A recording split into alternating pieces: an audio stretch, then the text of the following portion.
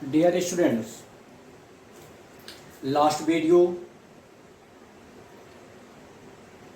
we read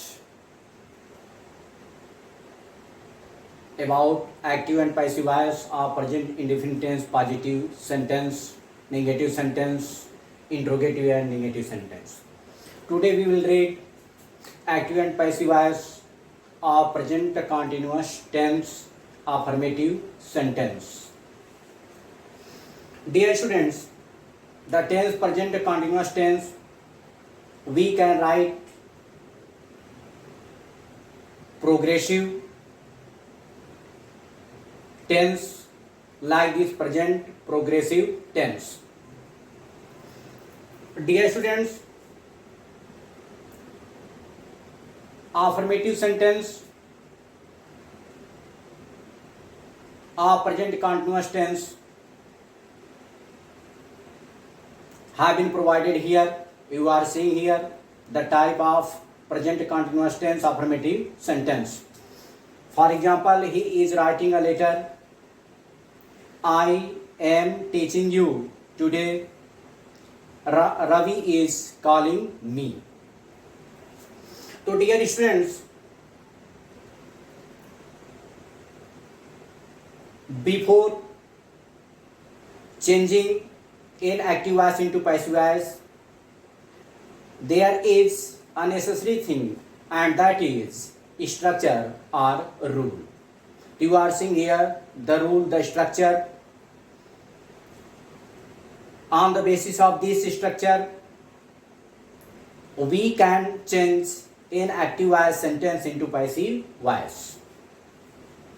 At first you have to write subject, and according to subject you have to write is, am, are, afterwards being, and then third form of the verb, and then by, afterwards object, and at last other words. तो बच्चों इसमें बताया जा रहा है कि present continuous tense के affirmative sentence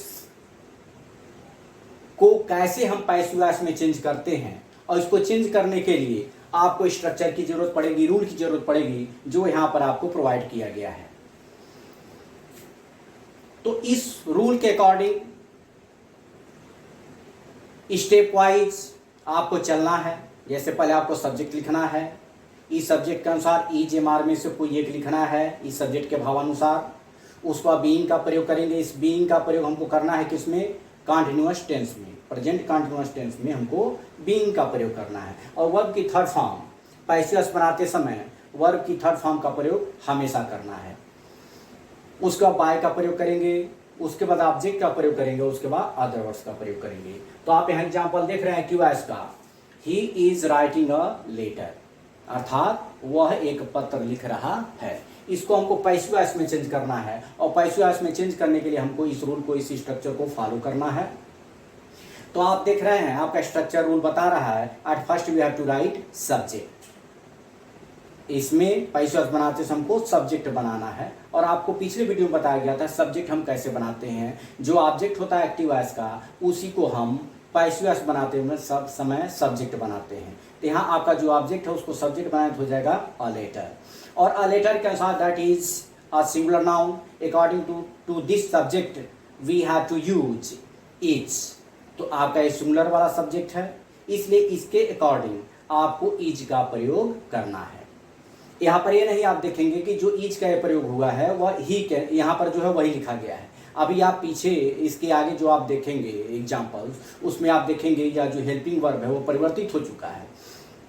ते नहीं कि ये जो है वही यहाँ पर लिखा गया. आपको यहाँ पर हेल्पिंग वर्ब इज भी हो सकता है, एम भी हो सकता है, आर भी हो सकता है, लेकिन इनमें से इन तीनों में से कोई ये आपका इस सब्जेक्ट जो ऑब्जेक्ट को सब्जेक्ट बना उसी के अकॉर्डिंग लिखा जाएगा. ये हो गया अ लेटर इज. उसके बाद जब आपका कंटिन्यूअस होगा तो रूल आपको आपका बता रहा है कि बीइंग का प्रयोग करना, तो आप लिखेंगे बीइंग. उसके बाद वर्ब की थर्ड फॉर्म का प्रयोग करना है. यहाँ पर वर्ब आपका राइटिंग दिया है जो fourth form of the verb है, लेकिन इसका थर्ड फॉर्म का प्रयोग करना है वह हो जाएगा रिटेन. उसके बाद बाय का प्रयोग करना है, बाय लिखा गया है.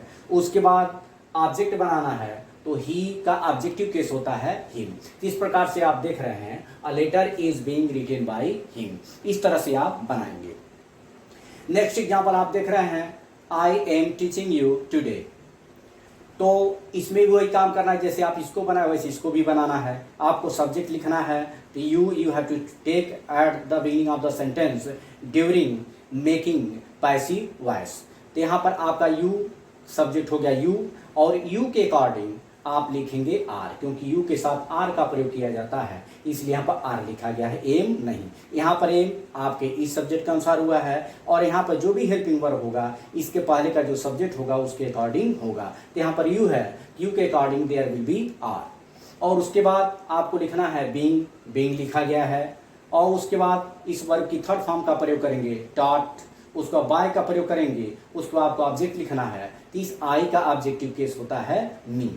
तो आप यहाँ देख रहे हैं मी लिखा गया है, और अदर वर्ड में आ जाएगा आपका टुडे, जो लास्ट में लिखना है, जैसे यहाँ रोल में देख रहे हैं इस प्रकार से यहाँ लिखा गया है।